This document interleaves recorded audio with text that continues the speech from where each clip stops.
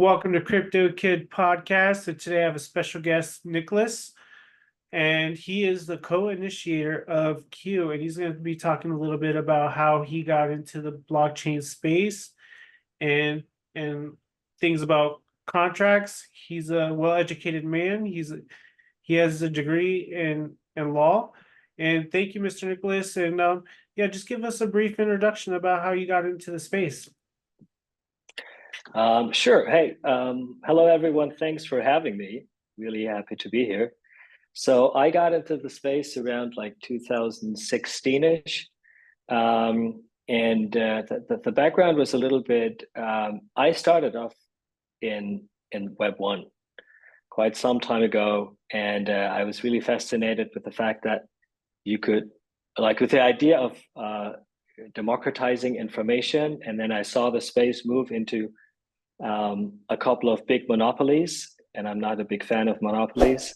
So when then I learned about Bitcoin, which was around 2014-ish, I was fascinated right away. And it took me a little while to wrap my head around the whole idea and the space, especially because my background is not tech. As you said, my background is law and business. I own businesses and worked in big companies, telecoms companies, was a CEO of a mobile phone company at one time. But then once I got that, I understood that I was all in as of late 2016, and have been ever since. And I'm still totally stoked about what the space is building and where we're moving. That's a little bit as to how I got into it. That's awesome. That's awesome. Now, what is Web3 governance? I know a lot of people are like right now they're kind of put offish about Web3, and it's taken a little bit of a longer than expected, in my view, longer than expected for people to take on that mass adoption. I mean, we are growing very rapidly, but like what are the nuts and bolts of this new technology? So maybe two things, like governance is the question of how you make decisions and then execute those decisions. A good governance framework, a good example is a smart contract. The rules are the code, they're transparent. The execution, which is the second important layer of every governance system, is automatic and independent of any third party. And then there are never any disputes, which is the third element, because it's binary, yes or no. So there's no room for disputes. So blockchain and self-executing system, decentralized systems, those are great governance systems. The challenge, however, which is the reason, or one of the reasons why I believe the space has not seen greater and wider adoption, is that blockchain technology and code at large is only able to enforce anything that is binary, yes or no. So under 10% of all human activity is binary. Everything else requires some kind of interpretation, some kind of judgment, is depending on external factors that we don't foresee the moment we are creating the rules, which is, by the way, also a phenomenon that received a Nobel Prize by a guy named Hart. And Professor Hart proved that there are never any complete contracts, in that there is no way to predict every future stage of the world. So it's impossible to code the world, which is a little bit against the overarching tech-driven narrative. But if you think about it, it's like, why have bigger companies and mass adoption not really like gone into the space and adopted it more? Because they don't understand who's calling the shots. We don't see like the big financial models even not in early stages on chain, like pension schemes or even insurances, because they require some kind of input from humans.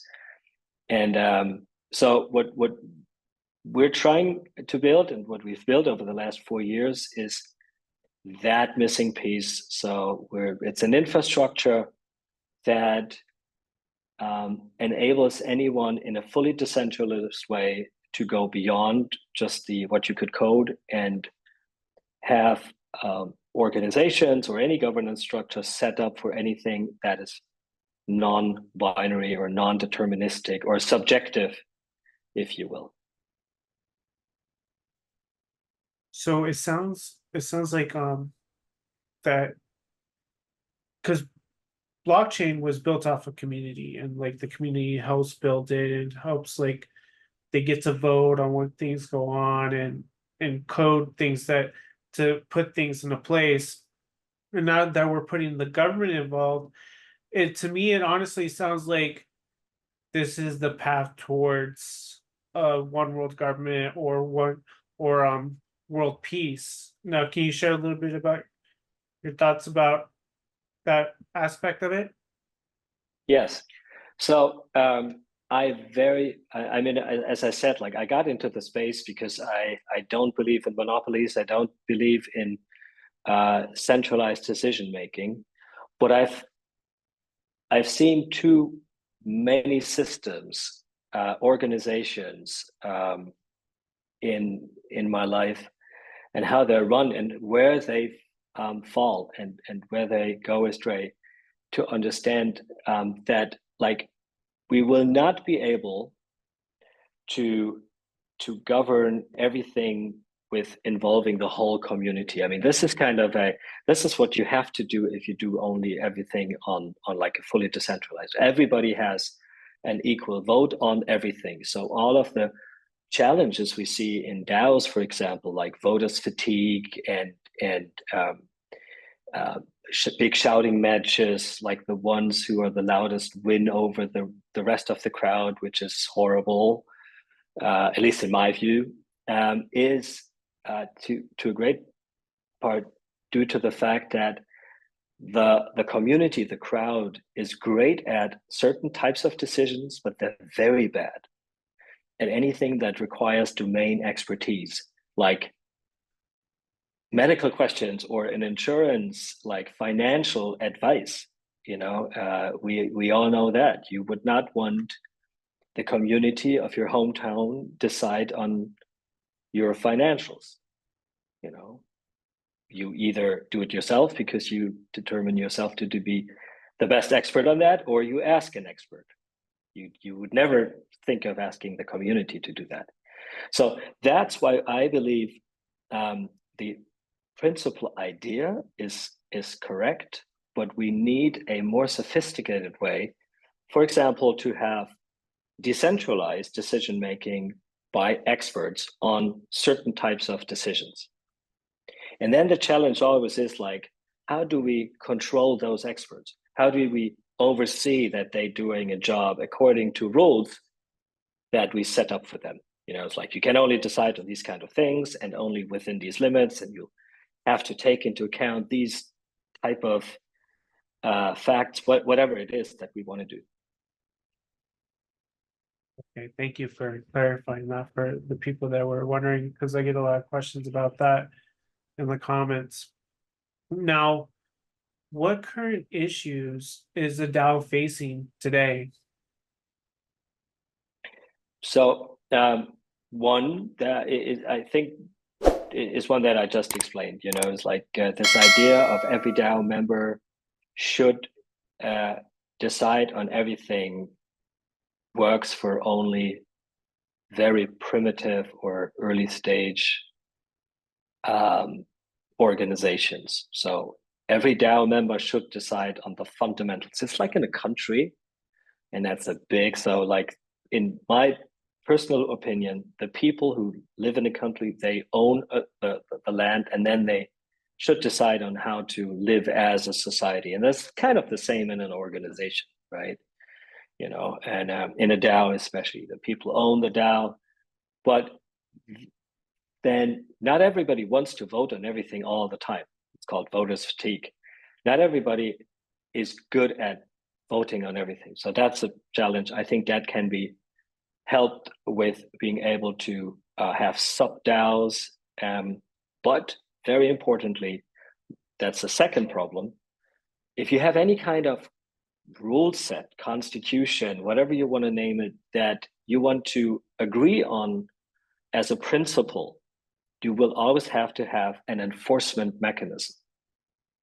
Something that makes sure that whatever you write, either in code or in code is simple, but on paper, that is actually being adhered to and followed. And that was the problem with every single constitution in other systems, that we were always missing the enforcement. It was like the words were not worth written, the paper written on it, because you couldn't enforce it. So that's another problem that I think enforcement is everything, and that needs to be decentralized, and it needs to be credibly neutral and external.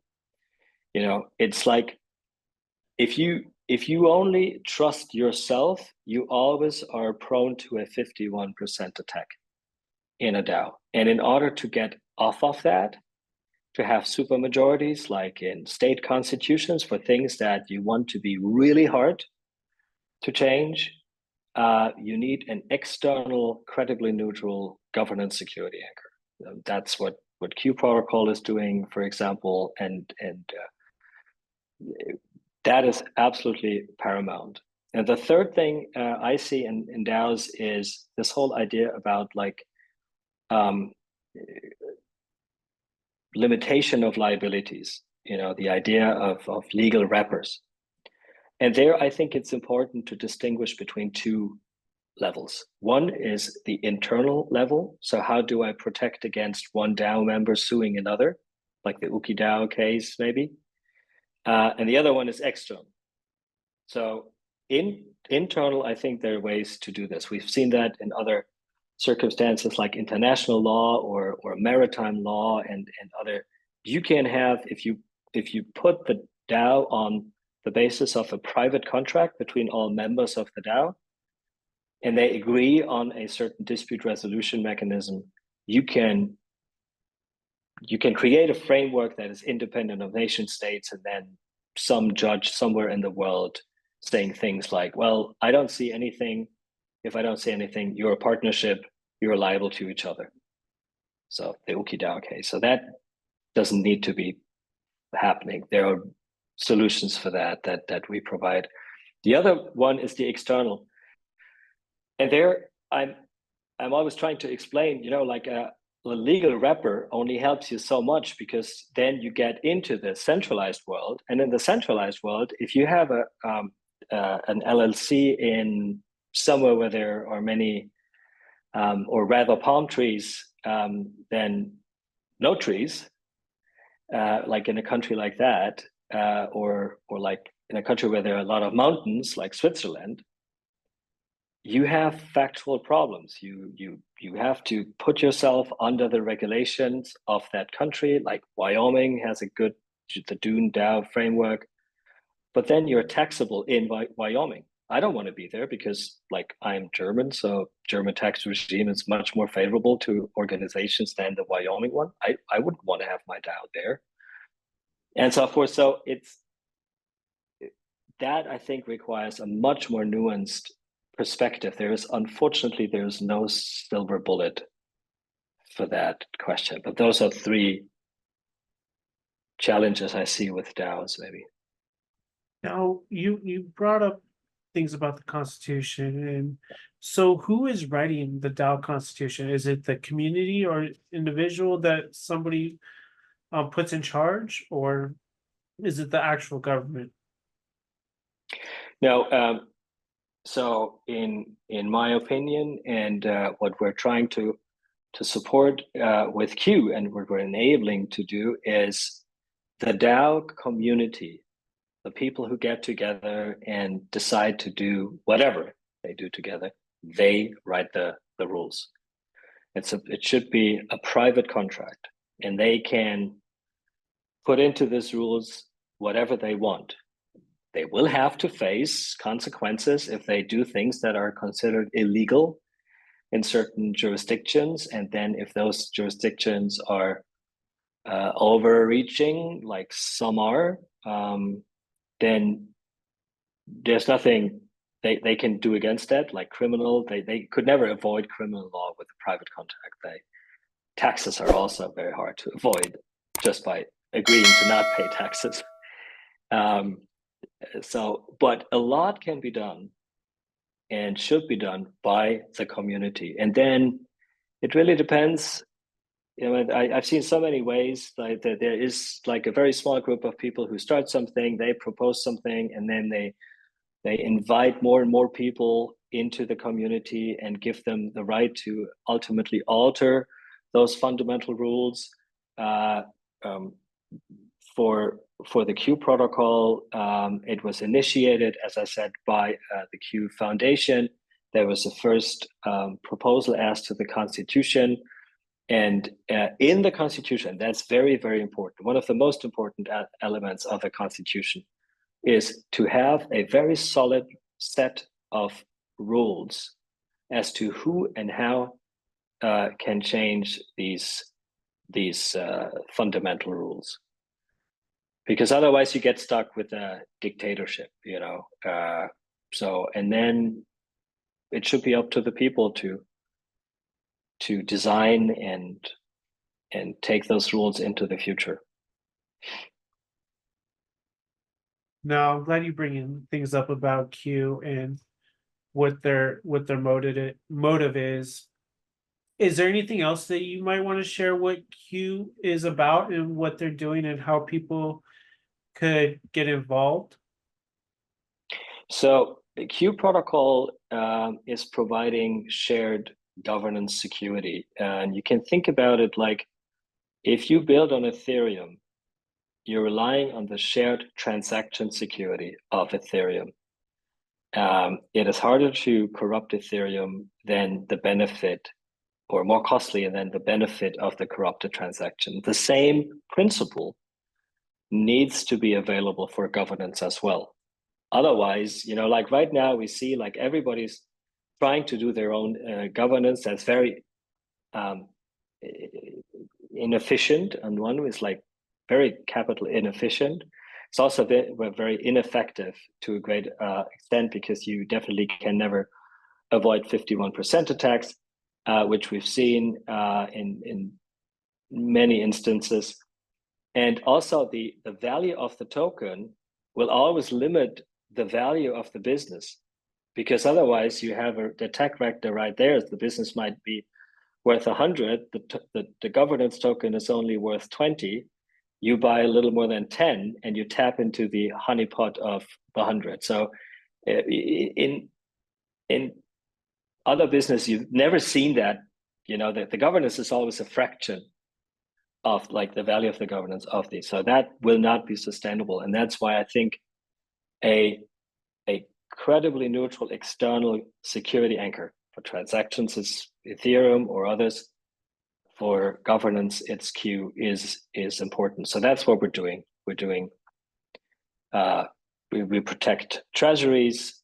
We can, if you build and integrate with Q, you can have code upgrades without any admin keys, and thereby substantially reduce the risk of not only rug pulls, but also regulation. And you can have these decentralized expert panels or sub-DAOs, whatever you want to call those. But I think that the fundamental thing is to be this external, credibly neutral governance security anchor. It's like a referee. The referee looks at the rules and they just make sure that rules are being adhered to. And these could be your rules, or somebody else's that you adopt, whatever. Now, what kind of contracts are people making with one another when it comes to DAO? Can you give some examples? Yeah, I think most of the DAOs that we see today are really trying to organize their internal affairs. Things like how can we spend the treasury on what, and who can make these decisions, how we can make sure that we don't have people in charge that spend the treasury on things that the community didn't want, like we've seen that many times. Where if I look to the other level, the external level, we see service DAOs. So where we have DAOs providing services to either organizations or other DAOs, and there again, you don't necessarily need a legal wrapper to do that. If you agree on in form of a private contract, one DAO says, I'm going to build I'm going to organize this conference for you. I'm going to have you on the podcast, whatever. And then the participating DAO says like, well, great. And I'm going to pay you whatever, $10,000 for that, whatever it is.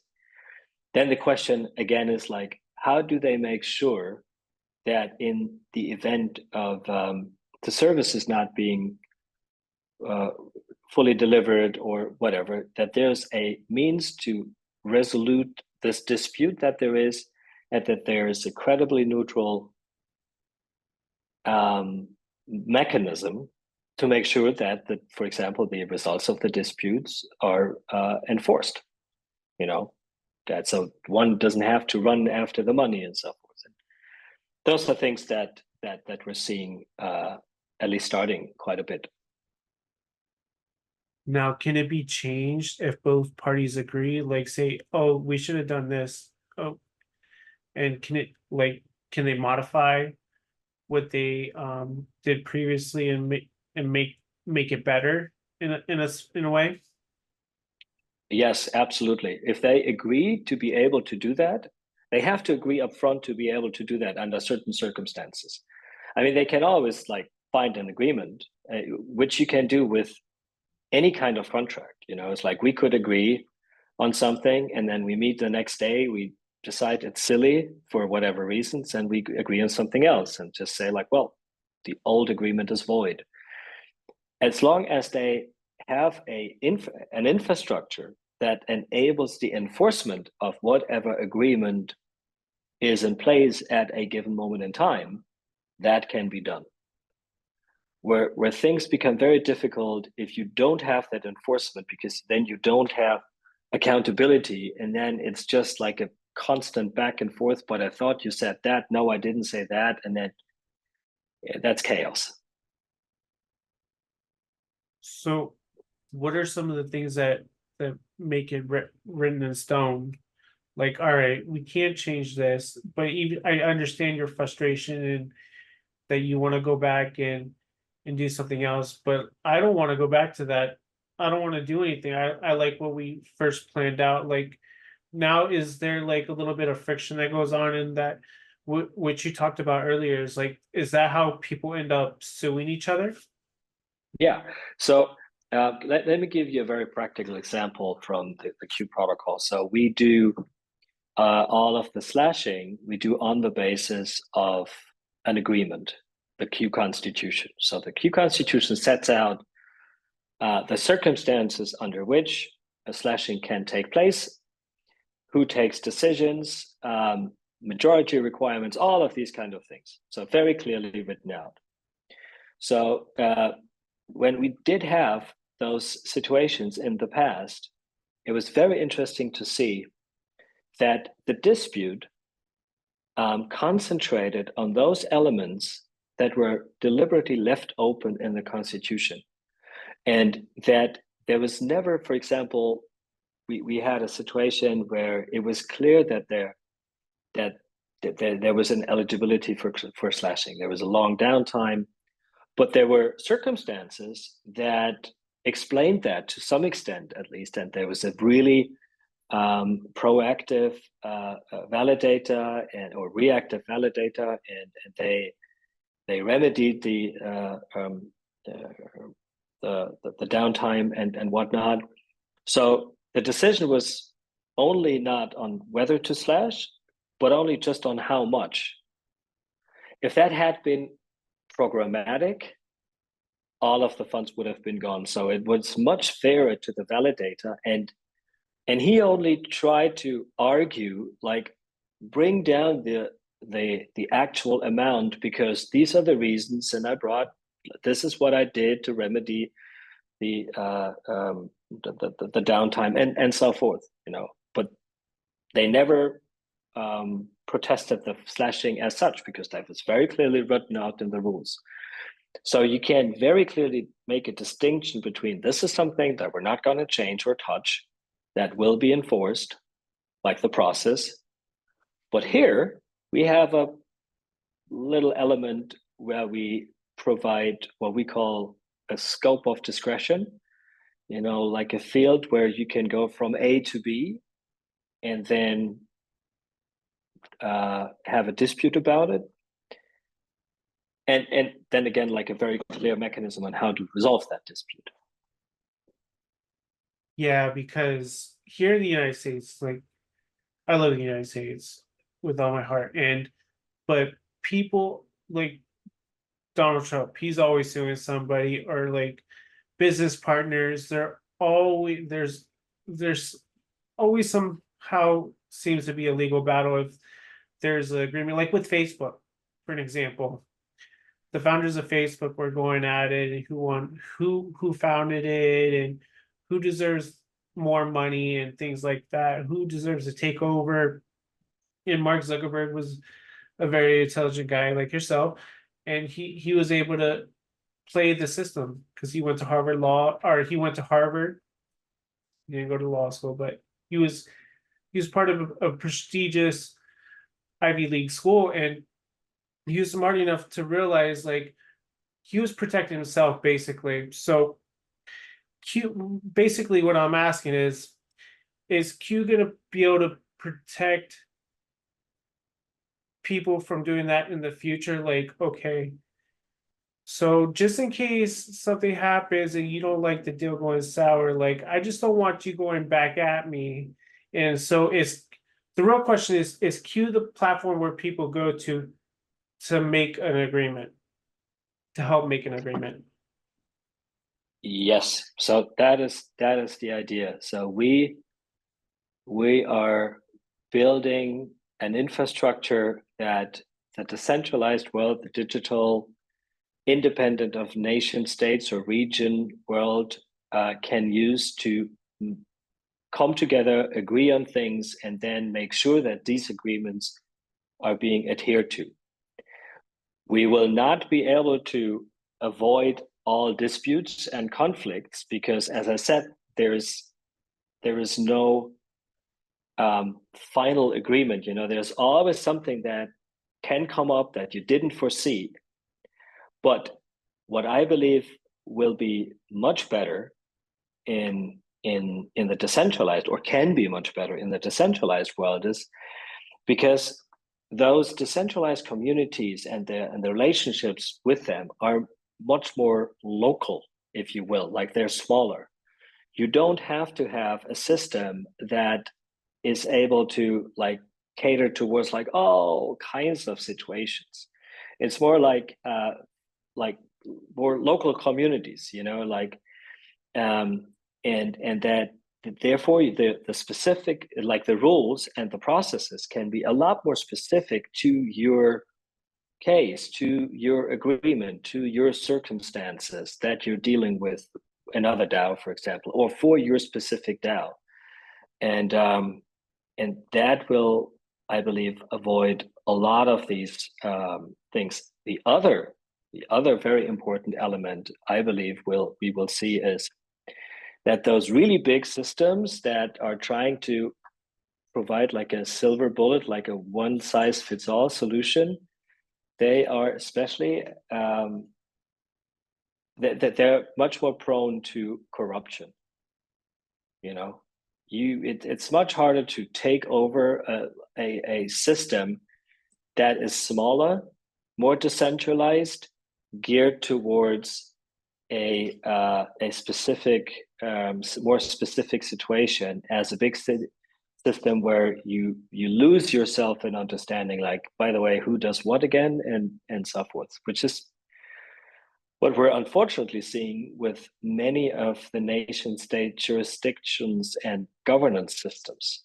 You know, they can be played. If you think about, and I don't want to name anything specific, but if you think about democracies and how they worked in the last 20 years, I'm not saying before, but in the last 20 years alone, where like a loud minority was able to take over a majority because they were able to play the system better. I very much hope, and I'm convinced that this will be an advantage of more decentralized systems that are more specific to the nature of the relationships we're trying to build. So if it goes centralized, like I think for the mass adoption to happen, in my opinion, and you could express yours too, that it's gonna have to be through the government, through a centralized system. And it could come out like what you were saying, like with corruption. I mean, look at what happened with the Soviet Union before they collapsed. That whole system was just hanging on a thread. You know what I mean? So you want to share a little bit about that, or in how that Yeah, can be avoided? yeah. So I think so. As I said, I'm German, so I grew up in a country with a very specific history as to how easy it can be to take over a country, and not even by corrupting the country, just by voting, having people vote, and you know that is the interesting thing. You know, that history, that guy was voted, legally voted into its position, and then could take the system from within. And the reason was because the people didn't understand what he was doing, and so forth. So and we've seen that in many cases. And that's when a system is too big that the people feel part of it.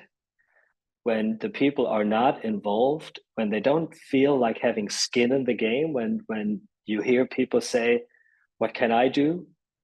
How can I change things?" And that's different with these decentralized, with DAOs. You know, it's like DAOs make you an owner of the system, and they pull you in. And if we are able to actually establish accountability, people will. We've seen it with some other countries, like Switzerland is a good example. So Switzerland is much more local, so the local communities have much more power. The federal, if you will, government has much less power. They do whatever they can do locally, and only when there's like an overarching interest, they organize for that, and people vote a lot more, so they're a lot more involved because they can, and they feel that responsibility and the accountability because they feel I can change something. It is on me, which in these really big systems is not always the case. Um, and then so I think that is one. And then with the advent of technology, I believe that a lot of the checks and balances we need will be we will be able to do this in a technological codable and thereby neutral or independent of human way. So I'm always saying, like, whatever we can code, we should code, but unfortunately we cannot code enough yet, and we'll probably not be able to code everything. So we will always have to have this the second element which we are providing with Q. And then I think like one way of looking at this whole space might also be, that's the way I look at it. I look at, like, I'm driven personally by freedom. That's what drives me the most, to be a free individual. And freedom requires to be able to choose, and choice requires alternatives. So that's why I'm personally building this. I want to provide an alternative. I don't I don't I don't intend to like corrupt any existing systems. No, I want to provide an alternative because I know that two things will happen. A, people will have a choice, and they will be able to decide which parts do we want and can do better centrally in a centralized way, and which should we do or could we do much better in a decentralized way, become more effective, more efficient. That's one. The other is, as soon as you provide an alternative, there will be competition, and it will make the existing systems better, whether they want that or not. And we can already see it a little bit with Bitcoin. It's like what Bitcoin did to the world, it has made the world better at large. And it's like, of course, there's all kinds of not so desirable things happening, but that's luring your view away from Bitcoin has provided an alternative, and it has put everybody on their feet saying like, oh my God, we have to do a little better job. I might be naive thinking that, but I actually do. No, definitely, I concur with you 100%. I mean, we just look at El Salvador and how they're revolutionizing, and other countries are trying to follow suit, and it's making it easier for people to send money to their family members that are in a third world country that may not have enough money for the groceries or the bills, and those who were able to get out and make a life for themselves. Like, I come from a Mexican background on my dad's side, and some of his family was in Mexico. So like his mom immigrated up to California, and she got a job as a nurse, and she was sending money down to her family. Um, and it actually meant a lot. It was actually a lot to them to do that. And she was a single mom raising two kids, and still able, because she, living here in the United States, she felt like she was what is it, going after the American dream. And that little bit that we may think that we're making here is actually a lot in other countries, and people could get more. So that it's an amazing thing what Bitcoin is doing. And I do feel like I do see a lot of people using it and downloading wallets. It's free to download, and it's it's not going away. It's honestly, it's here to stay. It's a good alternative from fiat currency. And Mr. Nicholas, do you have anything you want to share before we close that you may feel like we didn't go over? I think we actually did cover a lot of topics, so Okay. I think we can be a little bit proud of ourselves right there. But I think as a final takeaway, maybe is as absolutely fascinating and great the decentralized world is today.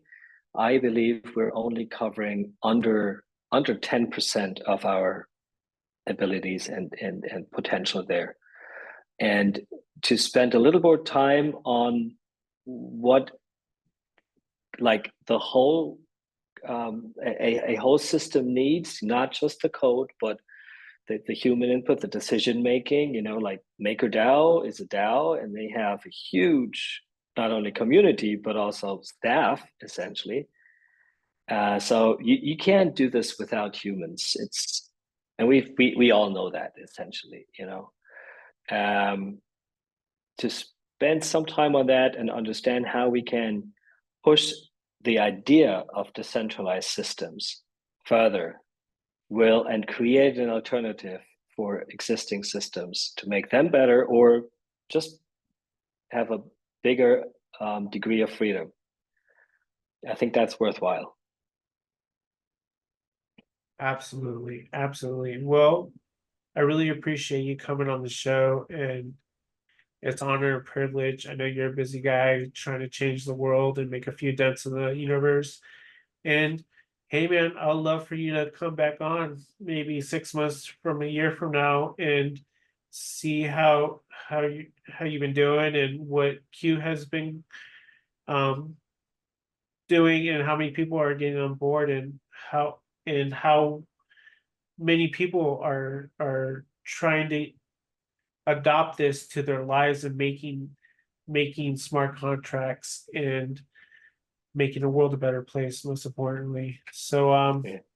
thank you and have a great one, man. Thank you very much for having me. I had a great time. All right. Thanks, everyone. See ya.